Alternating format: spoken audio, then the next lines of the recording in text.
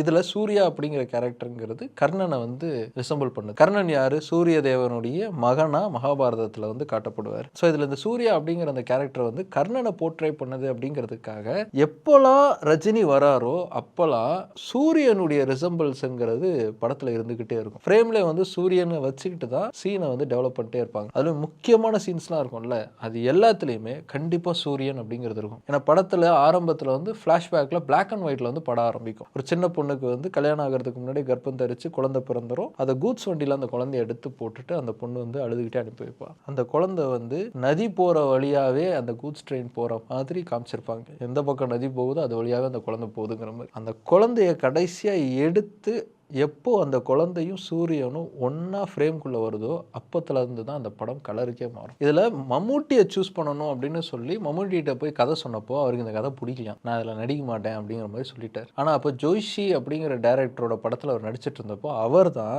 இல்லை இந்த படம் நீ கண்டிப்பாக பண்ணு, அவனுக்கு சூப்பராக இருக்கும் அப்படின்னு சொல்லி அவர் சொன்னதுக்கு அப்புறமா தான் இந்த படத்தில் அவர் நடிக்கிறதுக்கு ஒப்பந்தமே இருக்காரு. அதே மாதிரி அர்ஜுன் கேரக்டர் ஃபர்ஸ்ட் பண்ண வேண்டியதாக இருந்தது யாருன்னா ஜெயராம். ஜெயராமை வந்து நடிக்க வைக்கலாம்னு சொல்லி மம்முட்டி தான் வந்து ரெஃபர் பண்ணியிருக்காரு. ஆனா ஜெயராம் வந்து கால்ஷீட் ப்ராப்ளம்லாம் இருந்ததுனால அதுக்கப்புறம் அந்த படத்துல வந்து அவரால் நடிக்க முடியல. படத்தோட ஷூட்டிங் பாதி முடிஞ்சதுக்கு அப்புறமா தான் அரவிந்த் சாமியை வந்து அந்த கேஸ்டிங்ல எடுத்து அவர் அதுல நடிச்சிருக்காரு. இதுல இன்ட்ரெஸ்டிங்கான இன்னொரு விஷயம் என்னன்னா இந்த படத்துல தான் அரவிந்த் சாமி அறிமுகமானார். சூர்யா கேரக்டர் திருமணம் பண்ணிக்கக்கூடிய பெண்ணா பானுப்பிரியா பண்ணா நல்லா இருக்கும்னு மணிரத்னம் வந்து செலக்ட் பண்ணியிருக்காரு. ஏன் பானுப்பிரியாவை செலக்ட் பண்ணார் அப்படின்னா அந்த போர்ஷன் வந்து ரொம்ப கம்மியான போர்ஷன். அந்த கம்மியான போர்ஷனுக்குள்ளேயே ஆடியன்ஸ் கிட்ட வந்து அந்த கேரக்டருடைய டெப்த்துங்கிறது போய் சேரணும். அந்த கேரக்டர் மூலமாக தான் கதையில் பல முக்கியமான நாட்லாம் வந்து உடைய போகுது.